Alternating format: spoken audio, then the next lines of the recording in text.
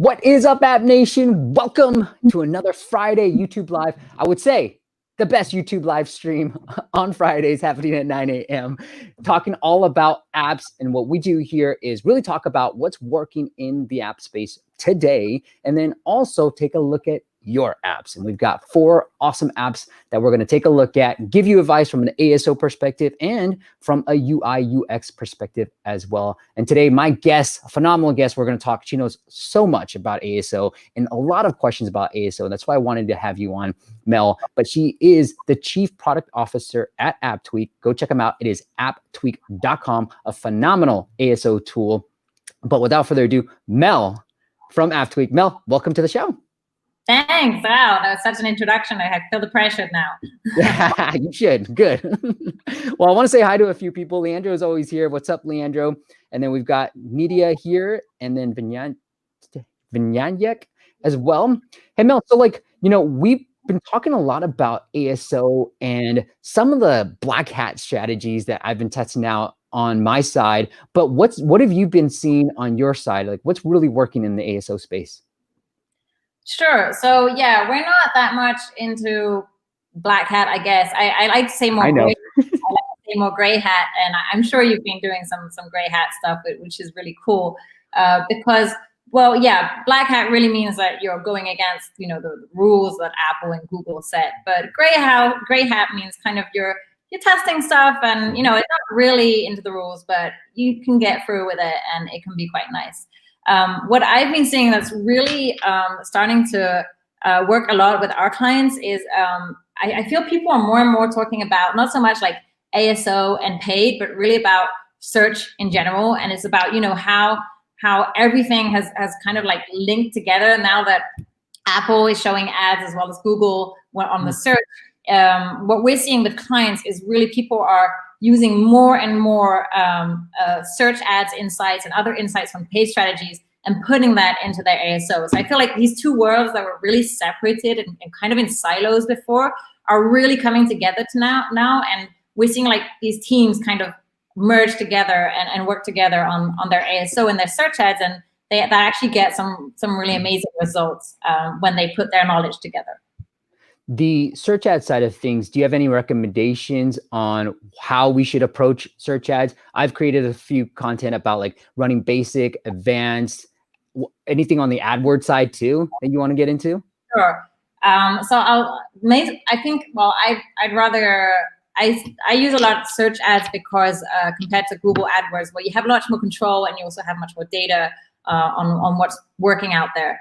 How to use search ads? Well, there's like loads of different strategies, but I think it's what's really interesting when it comes mostly to ASO. So obviously you want to use your search ads for your own brand protection and brand awareness and bid on all those competitors you want to bid on. But when it really comes to ASO, I think you can basically what we like to do is get a part of the budget, get a little bit of that budget to actually for exploration and keyword exploration that can then be used for your ASO. And so it's about putting a little amount of money. What you can do advanced search ads. I recommend more advanced search ads because then you have total control. And then the idea is that, you test your hypothesis. What are the keywords that you think might be interesting? And you put a list of keywords. You can really think broadly here, and then you can see, okay, what is the conversion rate that you get on those keywords, and then use those keywords for which you have high conversion. Make sure those are the ones you target on your ASO. And what's nice with search ads as well is that, you can activate that broad match, and even Apple can actually give you some new ideas, some new keywords that you would never have thought of, but are actually your app is performing quite well on those. And that's also interesting to implement it to your ASO. Yeah, I like that too. I know the audience has been asking me because I was like, here's 2 search ads campaigns that you should set up. And they were like, can you create some AdWords stuff? So I'll have to dig into a little bit of AdWords side. And I was relying on some. Well, AdWords is much more mysterious because you don't choose the words. You can actually, make your app appear on. But yeah, there's definitely some high potential there as well. Okay, now I'll take a look at that. So I want to share with you, and if you guys have any questions, please leave comments below. I know you're saying hi to a lot of people, so thank you for being here. I want to share with you guys what's on deck and some of the apps. I've already let everybody that's going to be audited. So if you guys do want your apps audited by me and a potential guest, we've seen some phenomenal. So if you guys, a couple of weeks back, we shared a case study with one of Rudy from the audience who we audited his app, and then we've seen phenomenal success. And so Rudy just emailed me. He's like, Steve, what more can I do? Because he's seen so much more growth. And it's not just downloads, right? Like it's also optimizing the app. So go fill out that form at masters.com/audit. Please don't email me about when I'm going to get to it. There's a long list, but that is the form to use. So we've got this app, the Mnemonic Dictionary. We got this one that's in beta right now. It's a sort of like a word game, score words. And then we've got Citly and also Better Facts. And then I'm mirroring my Android phone right here. I finally figured that out, Mel. But we'll go through those a little bit, and I want to answer any of your questions. So I know, all right, well, let's ask you this, Mel. We've got Vinayak asks, will backlinks help to rank my app in the App Store? So quick answer is no, not on the Apple App Store. So there's, from what we've seen, there's actually no impact on backlinks on your, how your Apple app ranks in the Apple App Store. On Google, yes. So it is recommended to have like backlinks to help your app rank in the store.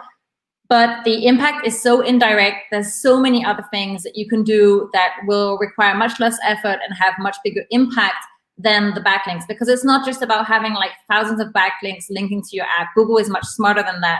What he looks into is who is linking to your app and what is the, they call it the rank power of that page. And so, you know, you need to actually really do it seriously, ask these big blogs and big app blogs that have this high rank power to reference your app. And so that takes a lot of time.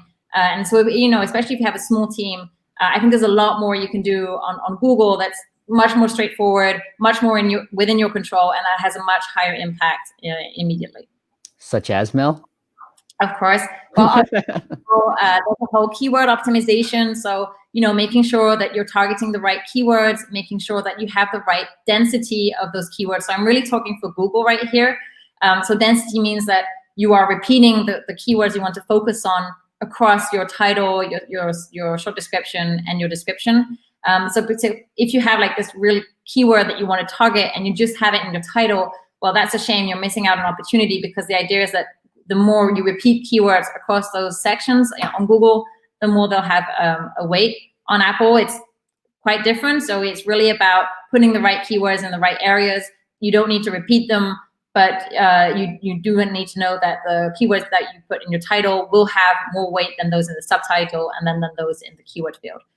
There's also obviously everything that's linked to conversion. And so that's optimizing your screenshots, make sure they're catchy, but make sure they really also very simple to understand. And that's kind of some comments that I have for a few apps that we'll be reviewing, is that people, when they scroll, they literally spend like 2 seconds on your app preview. And so you really want to make your screenshots stand out and make them very catchy and very easy to understand in just one glance. People don't need to like, you know, focus, concentrate, and then understand what the screenshot is about, because then they're just going to keep scrolling and they're not going to stop on your app. I know we talked a lot about the webinar we did with the App Follow back in the day with keyword density. And I asked you then, and I'll ask you again if you've seen any changes, like what is the right amount of keyword density we should have in our long description? And does it impact, should we just be focused on the long description, or should we be worried about keyword density in the title and the short description as well? Yeah, so for sure. So obviously, whatever I say here, the first rule is always that it has to be, you know, natural language. It has to look nice, and you can't go into keyword stuffing. And so typically, yes, it's really interesting to repeat a keyword in your title, also in your short description, and then again in your description, because title and short description do have like a higher weight. And so, you know, if you were to repeat that keyword across all 3 fields, that's really giving a strong message to Google that this is an important keyword. But on the other hand, you can't do that for all keywords, because then you just, you know, you can't just repeat your title in your short description and have exactly the same keywords there. That's just weird, and it's not going to be, like, in terms of conversion, that's not going to have a very positive impact. And then regarding the description itself, well, we are often asked, like, how long should my description be? And my answer is more like, focus on density rather than length of the description. And so by that, I mean, so we have this little tool in AppTweak where it very easily, and there's also a free tool for those who aren't on AppTweak. There's a free tool. If you go to AppTweak free tools, there's a density calculator there. And what it does basically is it calculates how many times your keyword is repeated based on the length of your density, of your description. And so, if your description is 5 sentences long and you have nothing more to say, well, that's fine. But any keyword that you repeat like 3 to 5 times in there is going to have a very high density. Whereas if you have like, 2,000 characters in there, well, obviously you're going to need to repeat that same keyword much more if you want to get a higher density score.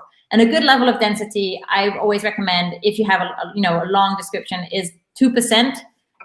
So anything above 2% is quite high. And you'll see that it's actually very hard to get while avoiding keyword stuffing. So yeah, this is the Mnemonic Dictionary. So it's really nice. They've got a lot of vocabulary in there, which is great. The word mnemonic, which is a very high density as well. And then GRE, that I found that's pretty smart. So they're targeting all these international exams, which actually have very high volume. And I found that that's really, really smart. And I think that in their short description, they have all these exams names in there. But I think they're missing one. There's like the TOEFL one, which I think is they put it in the description, but they didn't put it in the short description. I found that was kind of a shame because it's also high volume and because they still have space in that short description for those extra 5 characters. So I was, that's already a tip there to add that TOEFL. Well, let's get into it then, as we're talking about it. So what was the keyword? And I used to have this thing where it would show the short description. So unfortunately, I don't have that right now. The little plugin, it's not working for me for some reason. But what were the keywords that you thought was missing from this? Yeah, so I can read. I have it down here because I'm on AppTweak. I have the short description right here. So it's fun and easy way to master GRE, GMAT, SAT, EELTS vocabulary using mnemonic. Got it. And 72 characters, and you can go up to 80. So you still have space for 8 more. And, when I was kind of looking, so I put all these words into AppTweak to test their volume and see what traffic they were driving. And on one side, I found that all those exam names, they really actually have very high traffic. So that's great. I think that's very smart to put those words in there. And so if I looked at their density, apart from the GRE, the others were quite feeble. And so, I don't want you to repeat that list 5 times in your description, but if you can, try to repeat it twice, that can already be like a nice plus. And then that was the word TOEFL that I found in the description. I thought it was, why don't you add that in the short description as well? Because I think that's also a very high volume word. TOEFL. So yeah. Got it. Yeah, I like it. So fun and easy, probably not necessary, right? Like, and what I was thinking about too, Mel, is like, as you start thinking through here, I'll show the kind of the listing. So he ranks really well for mnemonic, but with Google, like all you really see is the icon. It's tiny, and I'm on a Moto G something. I don't know exactly, but essentially, like you don't see much. Whereas Apple, you see the screenshots, and but it's really hard to get the user to like pick on something. So I felt like for Google, like when you're looking at search rankings, the icon, the app name, super important, but really the ratings and the downloads seem to be just as important factors too. And whereas Apple, I might focus more on the screenshot optimization. With Google, I might be like, yo, where do I get more ratings for my app and more, like maybe cheap downloads too? No, for sure. So it's kind of a disadvantage for, which is strange because usually it's the other way around. But Google is kind of putting a disadvantage here, smaller apps that are launching their apps, because you start with a disadvantage because you don't have downloads, and it's at the beginning it's hard to have a high number of ratings, and those definitely play a very important role in your conversion. Whereas on Apple, the main visible thing is the screenshots. And what's interesting is I have seen like some Googles. Sometimes when I do a search on Google, I do see the screenshots, so I know Google is kind of A/B testing that. Oh, I see. But yeah. So that's also another reason why, your screenshots strategy is quite different on Apple and Google. But I actually quite like the icon here. I had a few notes. I think what I liked about it was that it's very simple. There's a nice dominant color, which means it's quite easy to recognize, and it's quite a bright color, which really attracts the user's eyes. I don't know, I'm not that convinced about the loading bar. And I found this other app that I added it as a competitor, and it also had that loading bar image, but the loading bar was much like fuller.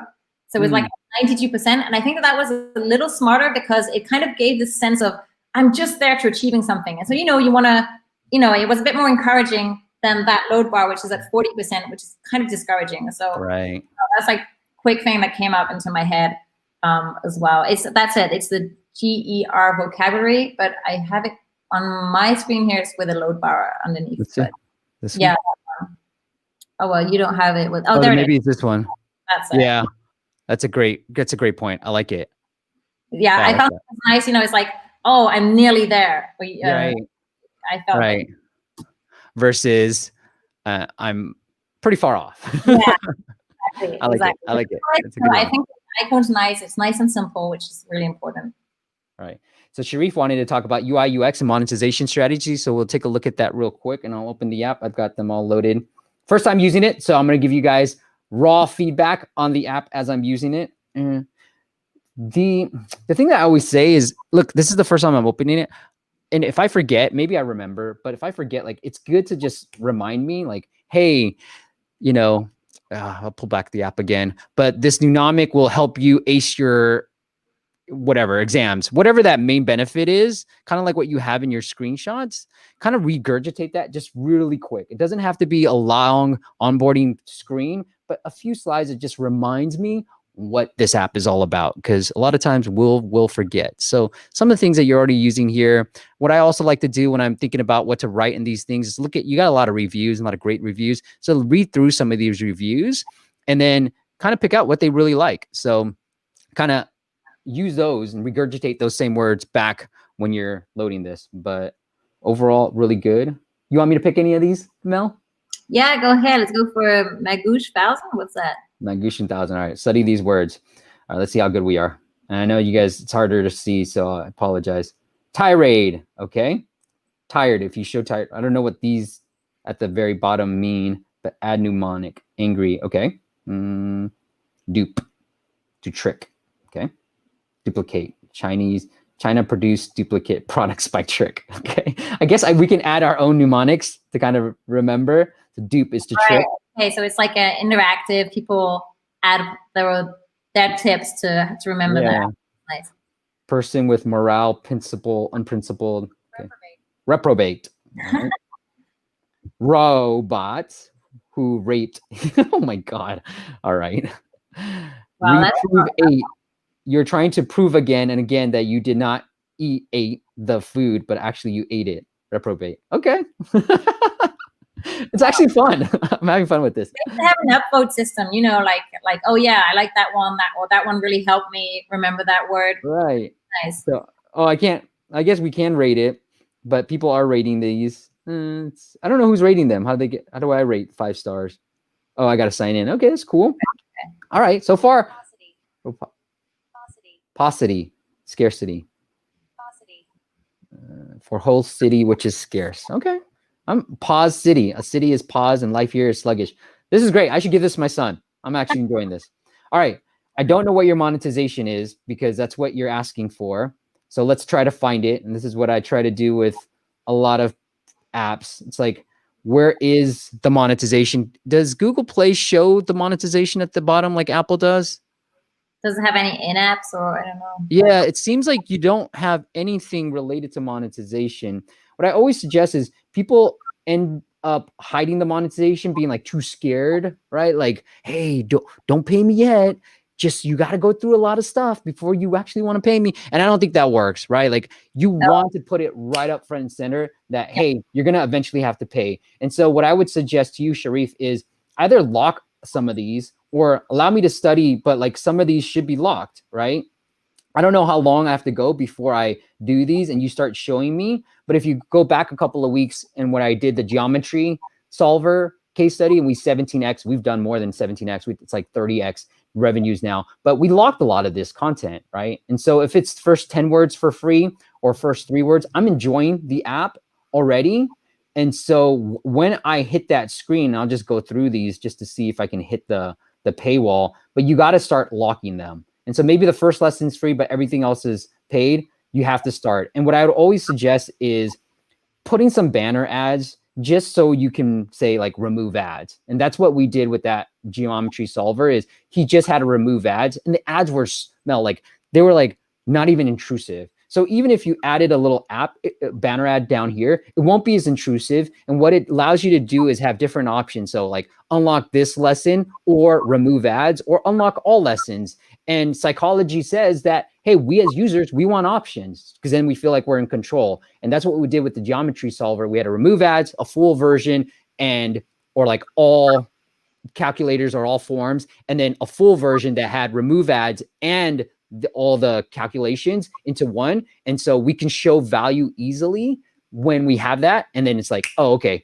I'm just going to unlock the full version because it's the same price as the other version. And so we're a rational human being. So we're just like, I want to go where the value is. And you can easily show value by showing multiple options to purchase. So that's what I would say about the app. Anything you want to add, Mel?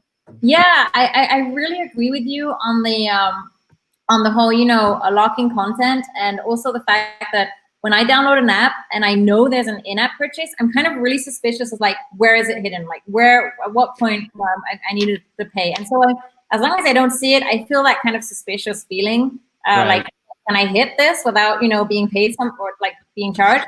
Right. So I think that's very true. It's like kind of reassuring to say, okay, this is my limit as a free access and this is where I need to pay.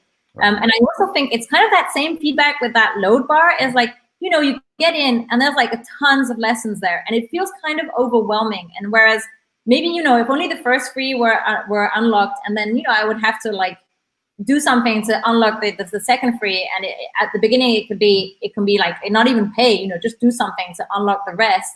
It just helps me kind of say, okay, this is where I need to start. And these are the steps I need to go through. And then, I start playing with the app and I'm like, okay, I'm actually enjoying it.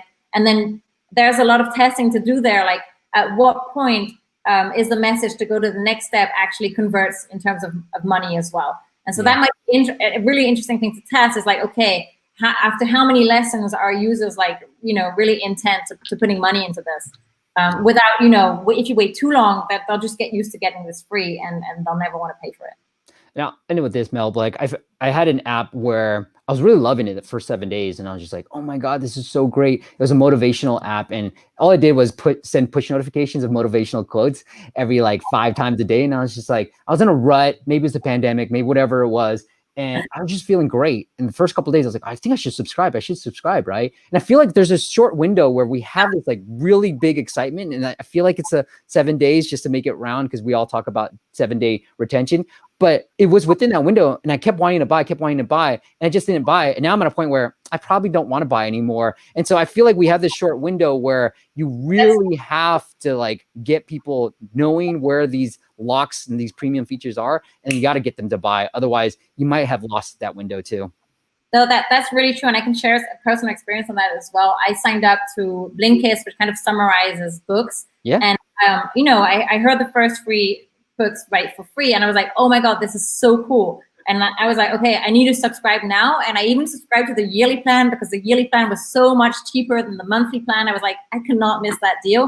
Right. And, I was like, I've been listening to this every week, every day of the week now. So that's cool. And then once I subscribed, obviously I didn't keep up that pace, but I already paid. So Blinkist doesn't care about that anymore. But tips of like, you need to make that guy pay when he's really into the app as well.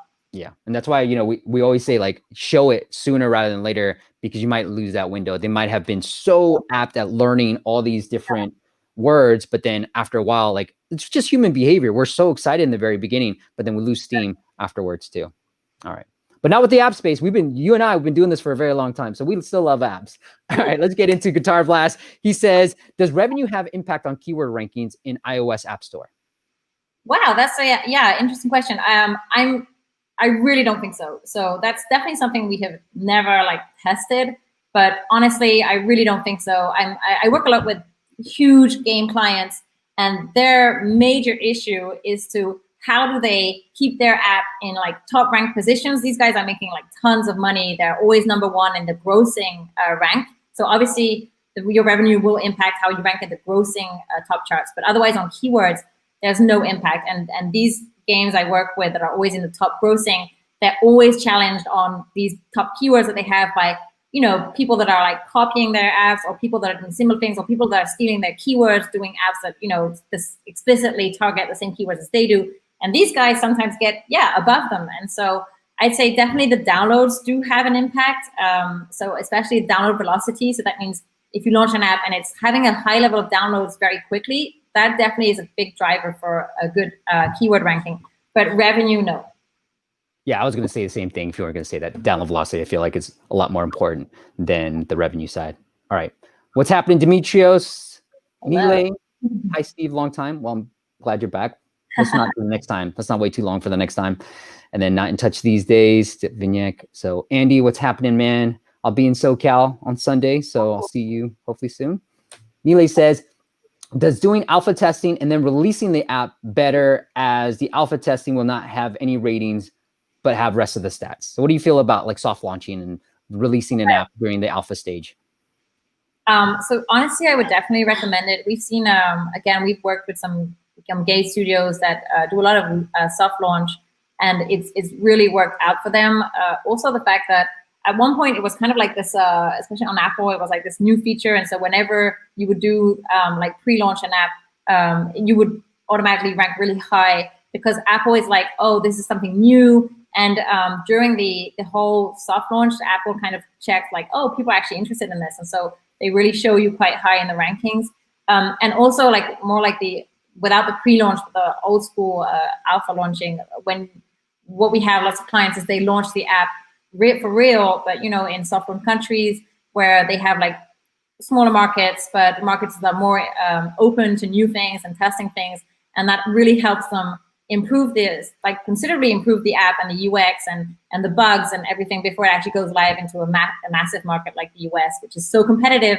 People are just going to download your app, they're going to play with it, they find a bug, that is finished. You are not going to get that user back. So you really want to get that first experience right. And that's why alpha launching testing is definitely really important.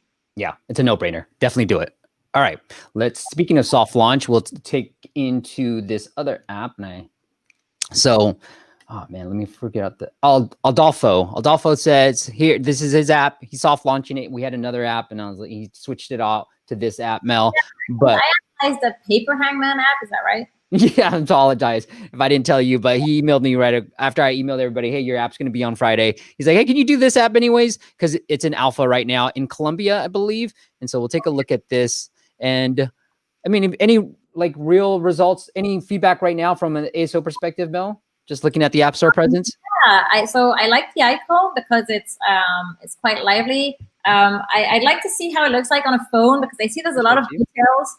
And sometimes when there's too much detail, I think that the app icon always needs to be simple. But I guess I need to see it on a phone before deciding, because I like it like that. It's very like lively and happy, which is nice. But if you see it mixed with other icons, does it look a bit too complicated? Who knows? My phone's not acting properly. The icon right here. I agree with you. I think I'm not a big Android user, but having this phone now, what I've noticed is that, too much detail on Android it won't see it. So I almost want, like, if it's going to be about soccer, like a big old soccer ball, and then maybe the words goal, but make it bigger, because it looks great on the web. But when you're on this tiny little screen, and I'll show you the search results again, you don't really get a sense of what it is at all here. Like, I'll just go into apps real quick. This is a lot bigger, but in the search results, when people are actually searching for your app, let's just put soccer since we're on. Again, they become tiny, right? Like, it's so those little details, while great, they get lost in the fold.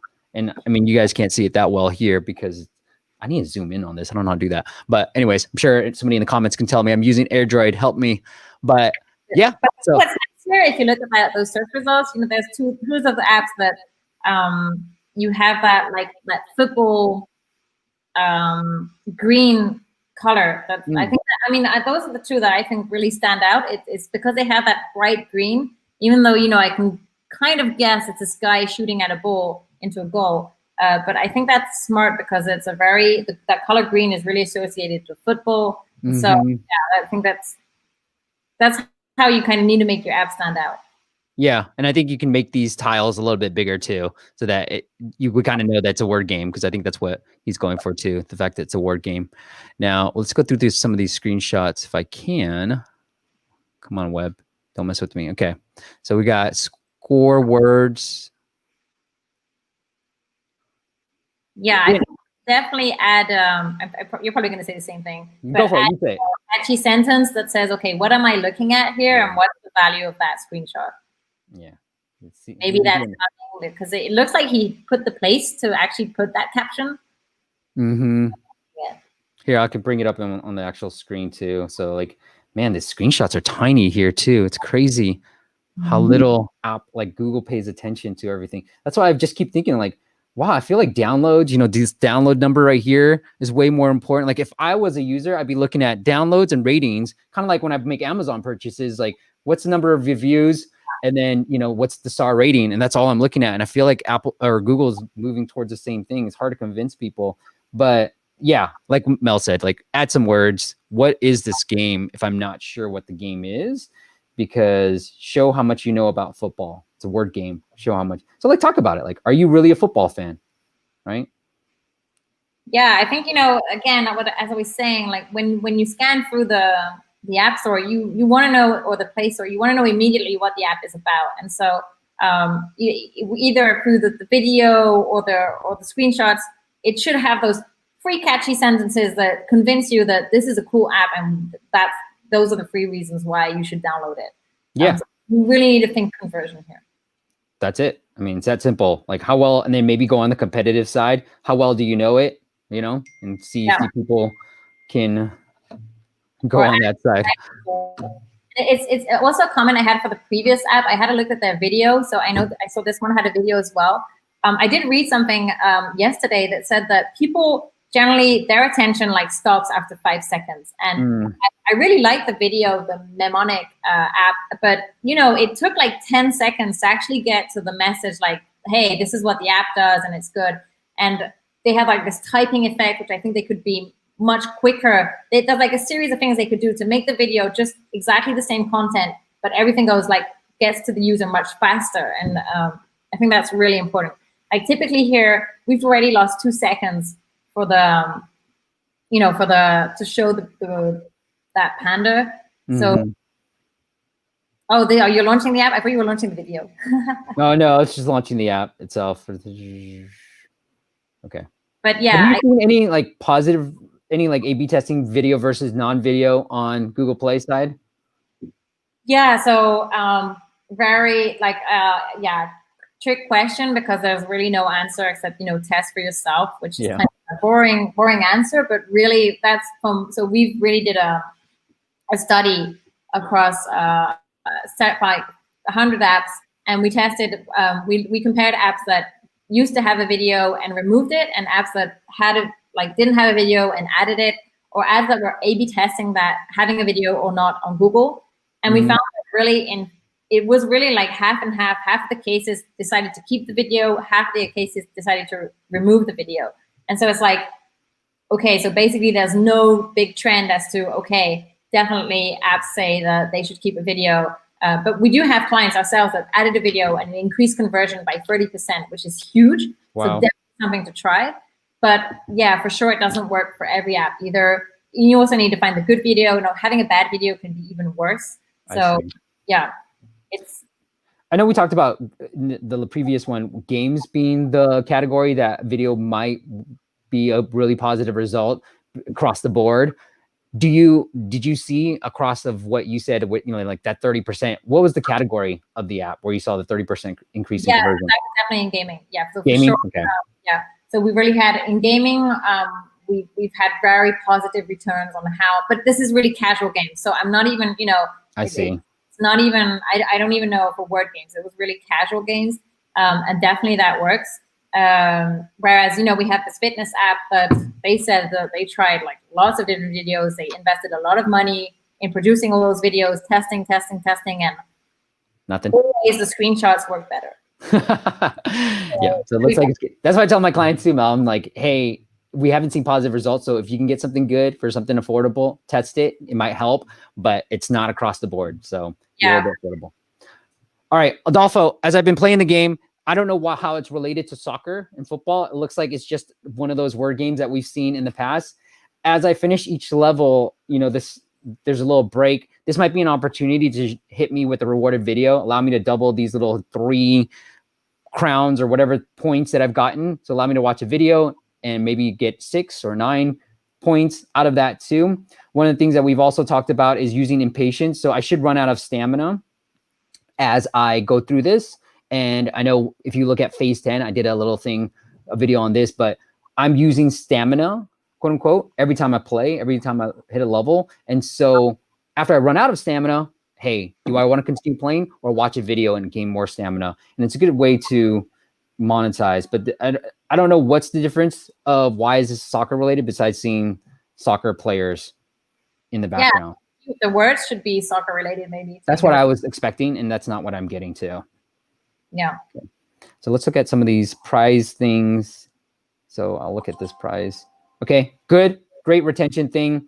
I know this is something that a lot of people have done. So I will spin. How do I spin? Oops. Dang it. Now you're showing me an ad. Screw you. I like being mean on these things. I'll be the Simon. You be the Paula. You be the nice one, okay? All right. I actually like the little effects of, going from one level to another. I think that's nice. Cool. Ooh, yeah. So I think, do I just spin like this? So I don't know how to spin. I don't know if I have a spin. It says spin is 1, right? Like I have 1 spin. Spin. Okay. Oh no, you have a free spin in like 24 hours. Oh no, yeah. Okay. So I was supposed to press I didn't know where to press. All right, Adolfo. Yeah, you should press on anywhere. It should work. Yeah, it should allow me to press anywhere, really. Right. Okay, this is good, right? Yeah. Like, do I want to do another one? No, thanks. But great way to monetize. I don't have any way to spin again. Spin again is the big one. I did hit that. Yeah, otherwise looks really good. And what are those? Is that like? So mega offer. You might want to show a mega offer. This mega offer upon like playing 3 or 4 and give them, like Mel and I just talked about, there's a short window of time when people are really excited and having fun. If I played 4 in a row, you probably got that excitement level. Hey, want to continue for like, make an offer to me. Cause I think 1, it shows that there are offers inside, and 2, you might get me at the right time to want to play. So I don't know what these coins do though, but all right. And then points. Okay. That's just like the leaderboard for points. Don't know how to get out of this. Okay, there you go. Cool. Otherwise, really good looking app. Good job, my friend. Don't want to spend too much time on this. All right, we got a lot of questions to get to, and we've only got 17 minutes. So let's rush through this stuff. That's all right, fine. Mel. How you doing right now? Good? Yeah, I'm fine. Good. All right. All right. Somebody asked about, here we go. Official Ben 10. How much time will it take for a new app to start ranking on low volume relevant keywords? Right, that's good question. Actually, it can take no time at all. So, typically, if you have a very niche keyword, I'm thinking of that app Mnemonic. I don't know how to pronounce that name, but I mean that is such a very niche keyword that it's very low volume keyword. So I looked up the word mnemonic, and there's like no volume there, but there's also no competition, and so it's very easy to rank there. So. If you have a new brand name that doesn't exist, well, you'll probably rank number 1 on your brand name, which is cool. But your brand, if it's a new brand, it doesn't have any traffic. And so what's interesting is to start, that's the whole thing about ASO, is to gradually be able to climb up those keywords. And so start at first, targeting what are the long tail relevant keywords. So keywords that are really relevant for your app that do have a minimum of traffic, and where you can, start ranking number 1. Because they're relevant. So that's really important. If you want to rank number 1, the only way you get there is because people are typing that keyword and they're clicking on your app. And that conversion, or they're installing your app because it's relevant, it's really your app answers to their search. That is the number 1 factor of keyword ranking. And then how do you get from that stage to targeting more higher volume keywords?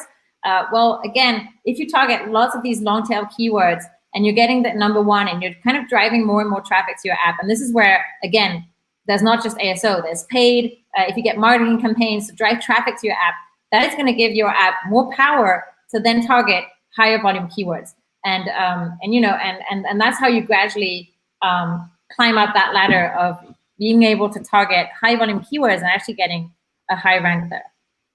Like it. All right, Bianca has a great question. Bianca says, have you heard of a strategy to launch with all in-app purchases free just to get ratings to jumpstart and then charging? What do you think? That sounds kind of like tricking the user. I don't know if I'm a big fan of that. So yeah, why don't you just launch your free app and then add in apps? I don't know. I'm not a fan of, because your current users, they're going to be using your app and then suddenly you're going to start charging them for the same actions that they used to do for free. That is just the best way to get lots of negative reviews in one go, and that is going to crush your app. So I wouldn't go in there. I don't know what you think, Steve. I feel the same way. I think what you want to test, Bianca, is will people buy, right? I think if you give enough value, so you have to think through what are the free features, and then you want to keep them paid because you're trying to test if people will buy, right? I think people like your app. They're going to probably rate it favorably. And so, yeah, just give away the right amount of free features, but lock some up. They don't mind. Most people don't mind paying. I know they're like, oh, $1, $2. But in the end, you also want to test your monetization. Giving away for free, you might just get bad data that says, oh, wow, people are buying a lot of this stuff but it's because they're free. So you want to test the monetization too. And I think you're kind of ruining that test if you make it free. For sure. All right.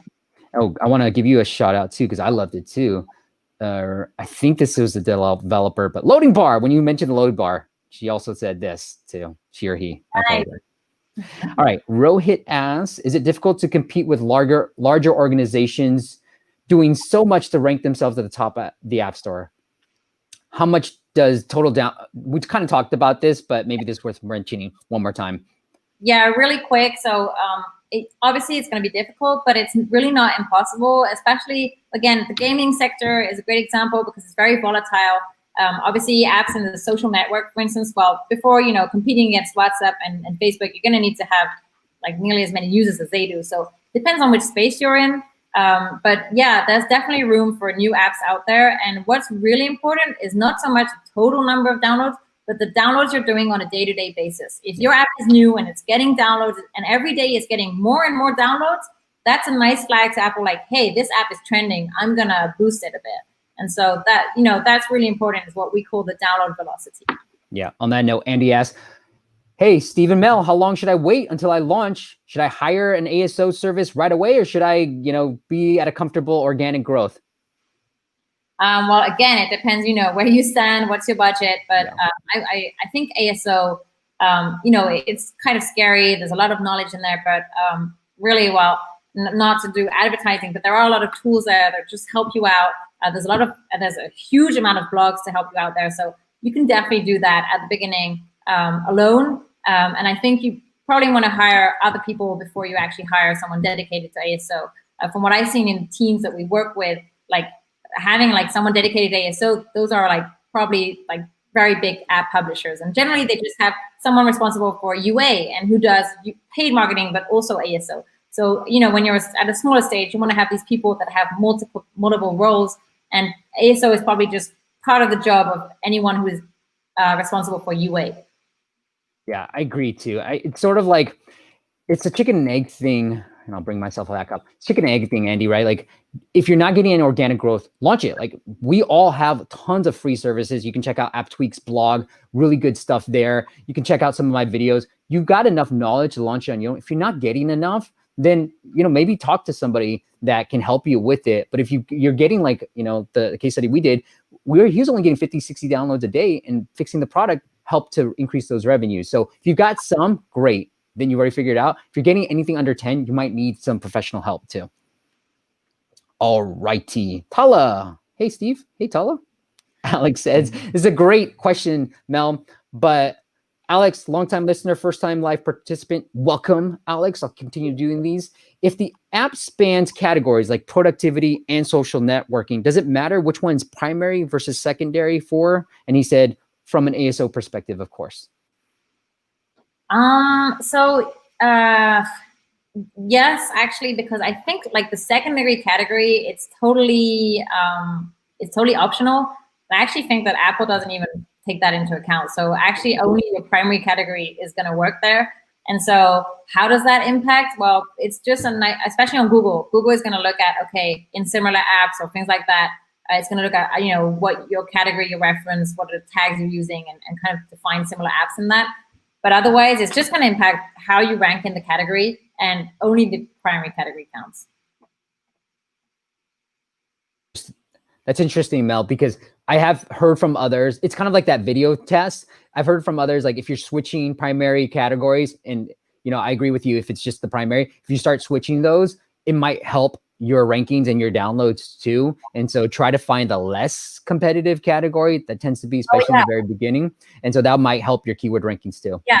So sorry, what I mean is like, whatever you do, it's the primary category that will count. But it's how do you define that primary category? That is important, because as you say, some categories are much more competitive than others. It's going to be much harder to rank in the top rankings there.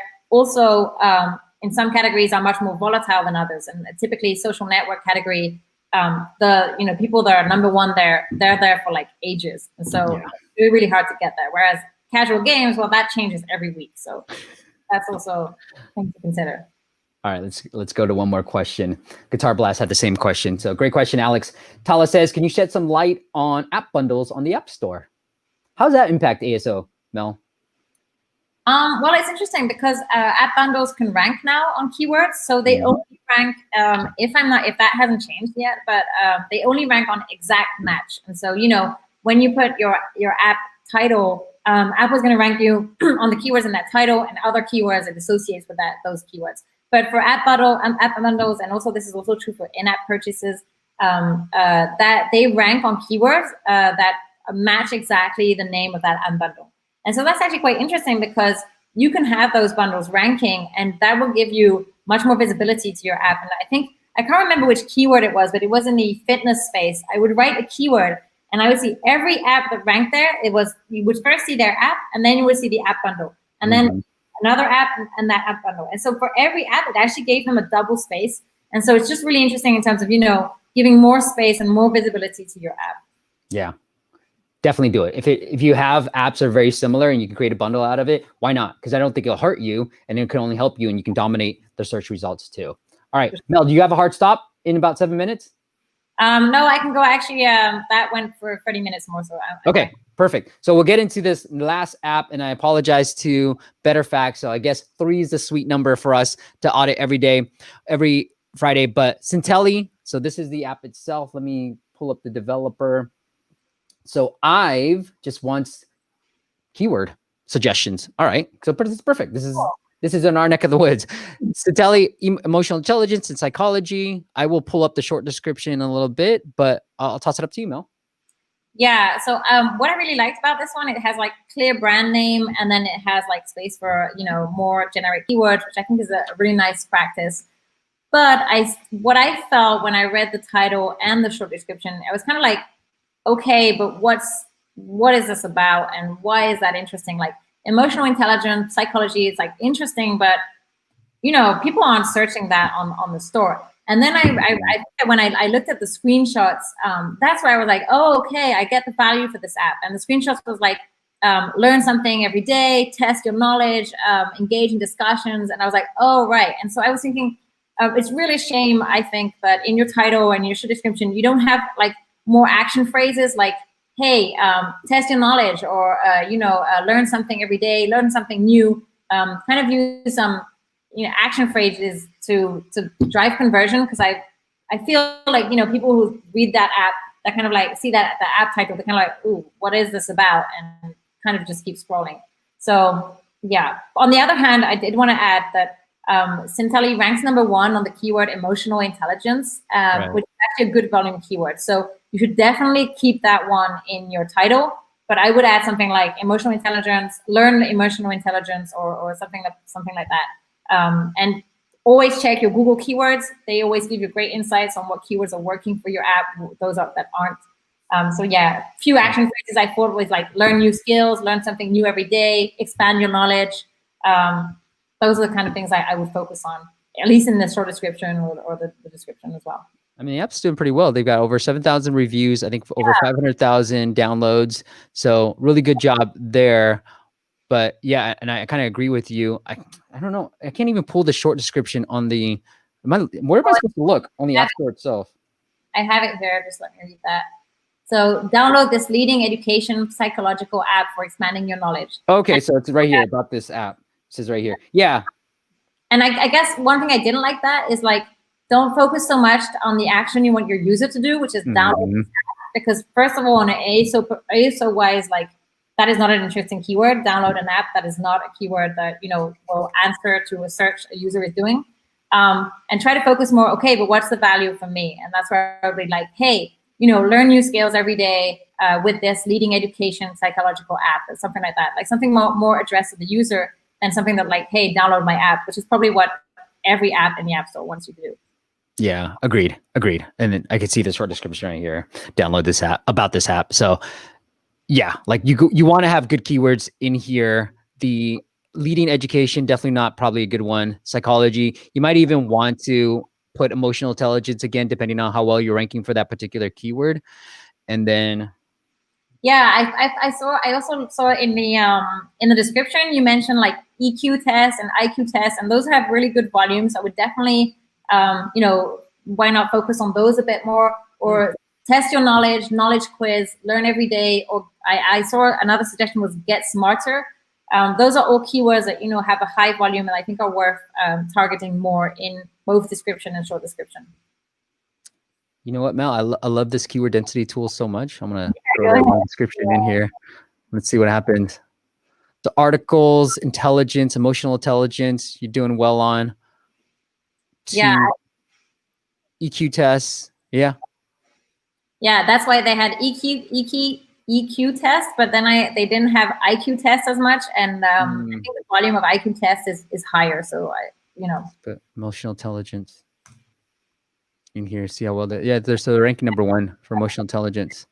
And it's a really good volume keyword. It has like a volume of 20 or something. So I definitely keep that. That's cool.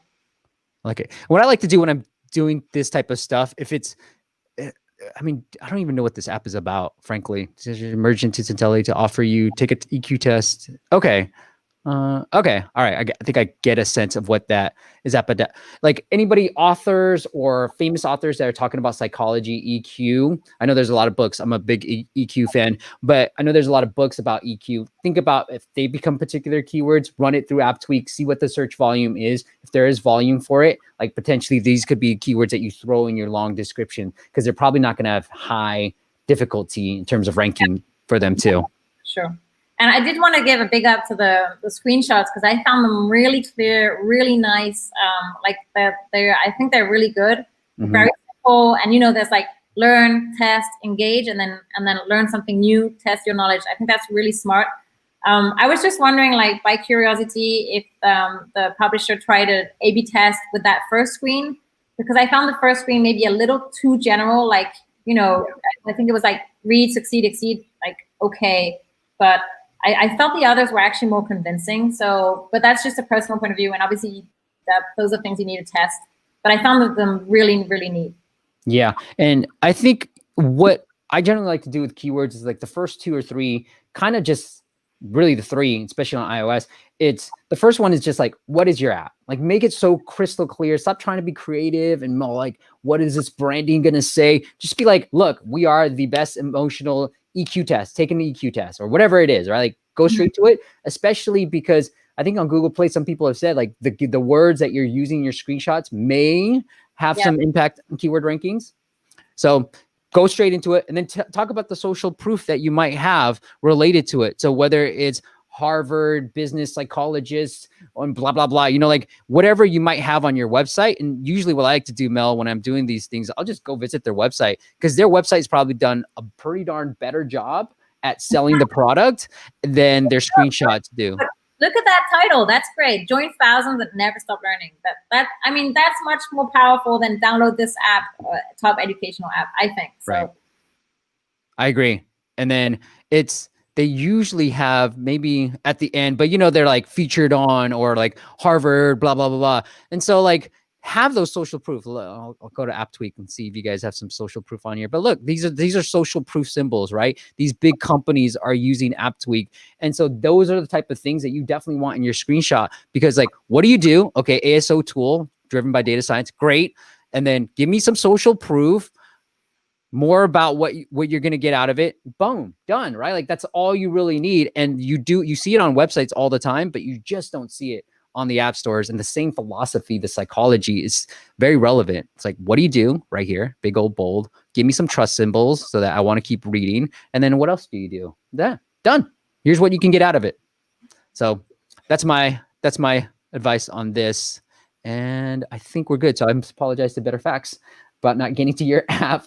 Mel, the other thing I want to go ahead. I just want to say, I actually wrote a few notes on each app, and so I can actually send that to you, and you can forward that to developers. So I have a few tips for Better Facts app as well. I'll forward to you. Awesome, thanks, Mel. The other things, let's see if there's any questions. The question I have for you, Mel, that I'm very curious about, and I've been testing out with my clients, is on Google Play. On Apple, there's a whole Spanish Mexico trick, and you can put English keywords in there, and that helps your US ranking.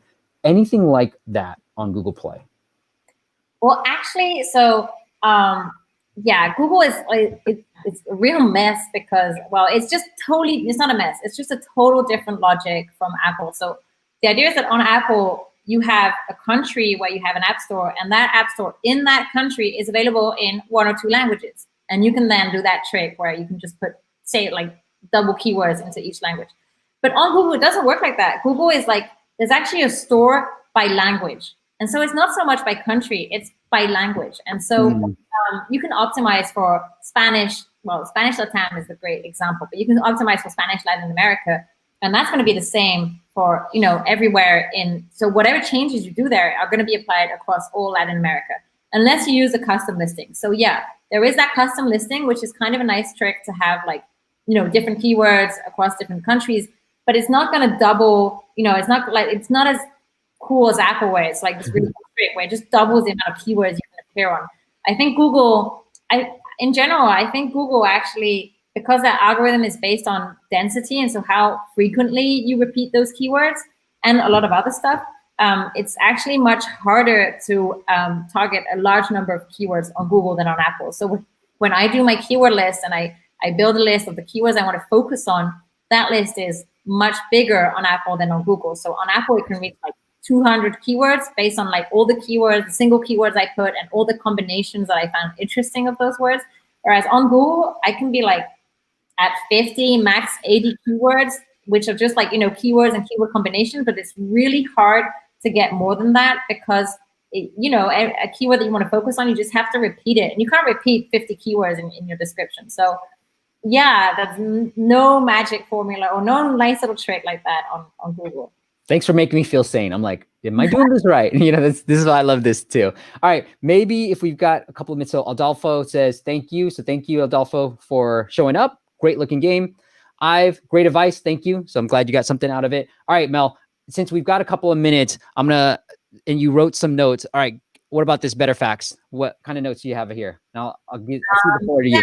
So yeah, first thing, of course, title should be longer because you have that space, and those are keywords that will have a lot of impact or a lot of weight. So I think I have it here, like Better Facts, that Better Facts app that is like, what is it? Ooh, I don't know. You can go up to 50 characters, and Better Facts app is much less than that. It's 14, right. Which is kind of a shame. And then I just so what's hard with this app? Obviously, it's a very competitive space. There's a lot of other facts apps in there. But I did find well, I can send this over, but I found first interesting trick I found is that the word facts or send facts has a volume of 40, which is really huge. But send faxes, so the plural, has a volume of 5. So that was my first thing, like, okay, whatever you do, just really focus on that single keyword, which is what he's done. It's great. But and then I found another, some nice keywords were anything that's like photo to PDF or PDF to fax, photo to fax, scan and fax, like all of those keywords, they had a really nice volume. So I think those are definitely keywords that are interesting to get. And also I see here that in the subtitle, he put send facts from your iPhone, from your phone. That's good. I would even put iPhone on the App Store because it just makes it even more personalized. And also Apple likes that, and iPhone has a good volume in general. So I would even put iPhone. And I would also say not only focus on the send part, but actually receive facts also has a great volume. And so don't focus only on like sending facts, actually receiving facts also. People are also searching receive facts on mobile in the store. So I found that was interesting as well.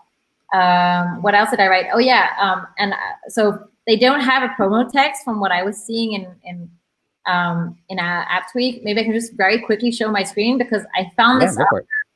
I don't know how I can do that. There should be a show screen at the very bottom of your. Do you see that little panel? I get it. I was really zoomed in. Is that working? Yeah, let me pull that up to you. Tell me when to show your screen. Yeah, now? You can show. Okay. So yeah, I just added a couple of like facts apps here, and I was comparing the promotional text, and I really like this one. So yeah, the name of the app is Facts, but the promo text was, do you have to work from home? Well, it makes it easy to fax anywhere, anytime. And that's really smart because even though, so the promo text is not indexed, and that doesn't matter because, you know, work from home, that's not a keyword you necessarily want to rank on. But the promo text is great because it appears on your app page. And I found it really catchy and really like up to date with what's happening now. And so I found that was like a really smart thing to do. So yeah, just take use of that. Don't forget that promo text, not because it's not indexed that it's not useful. There can be some really nice things to add in there. I agree. Yeah, sorry, go ahead. No, and then last was on the, I really like the icon, some nice bold colors, very simple, the word facts really big, so that's really clear. But in terms of screenshots, I think there's only 3 screenshots. I think there could be a little bit more, especially that there's this whole screenshot about unlimited facts and then scan. And then I was kind of thinking like, there's a step missing, you know, like, okay, scan. And then, you know, I'd like to see something like from photo to PDF or something like really easy. I don't know. So I found that was like, you know, you have space, and I think you can really add some stuff. And then one thing about the screenshots is I found it very hard to see what's actually in the screenshot and what's actually happening in the app. And I still think it's really interesting as a user to get an insight of what the app looks like. And the fact that, you know, there's that design where it's like on the side, it's very hard to actually figure out what that's about. So that's something I didn't like so much, but yeah. Yeah, and I think what I'll say is the screenshots, I actually like the landscape. Yeah, I like the landscape, so I can show 3. And I think what you can do is, the questions that I have is send better, it's unlimited faxes, that's cool. Scan anything, keep track. I don't know what the keep track is all about, but okay. Maybe like, you know, get notified when people receive it, something like that versus keep track. I think, you know, there's like, you know, your app doesn't just have free features. And if the person is scrolling, I think that you should show more value there. And one last thing, it's strange, but probably because I'm in Europe, but it says like rated 5-star in Canada. I don't know. I wasn't a big fan of that. It kind of sounded like, oh, Canada is the only whether the app works. In the screenshot, it says that. Yeah. So I would definitely A/B test that. Try to see does that really convert better or not. Because I didn't get like it wasn't very convincing for me. It actually was kind of weird.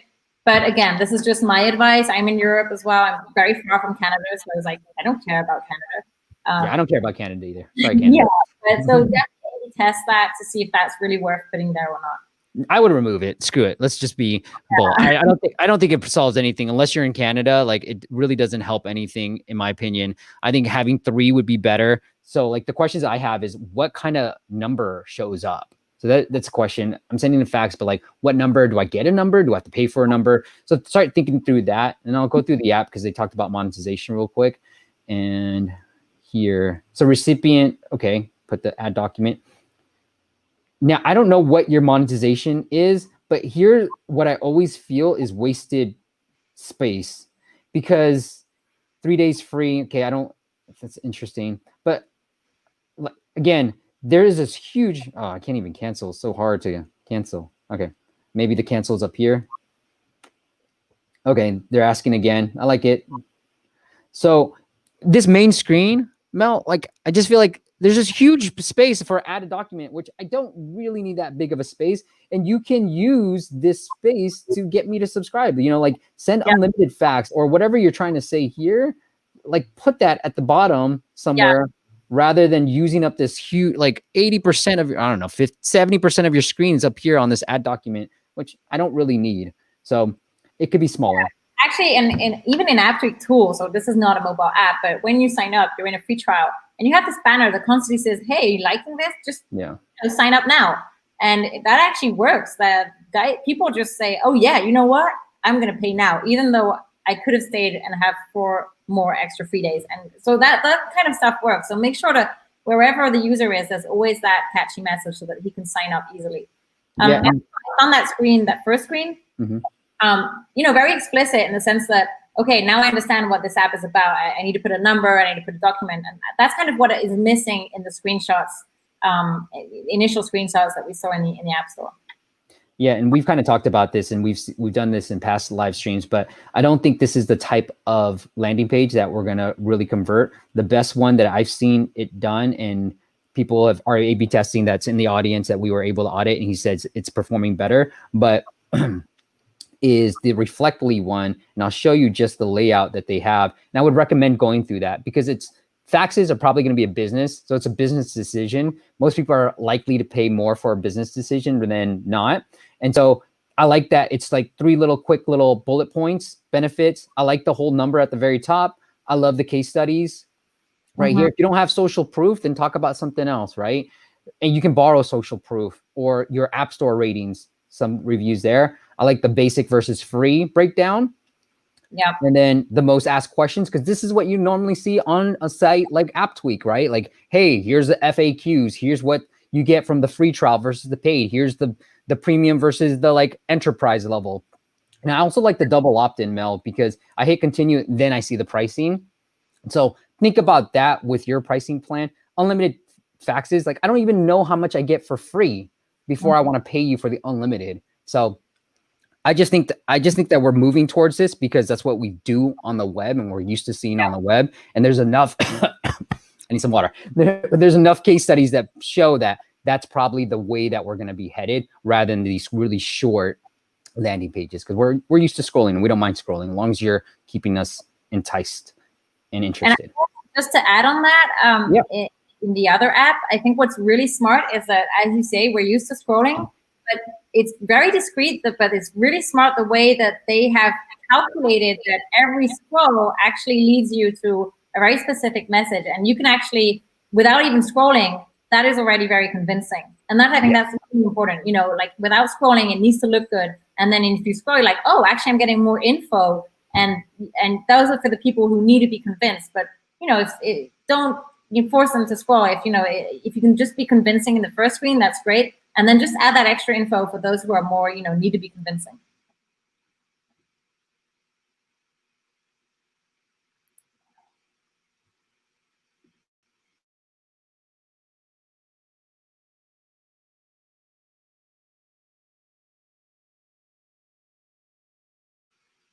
Oh, hello?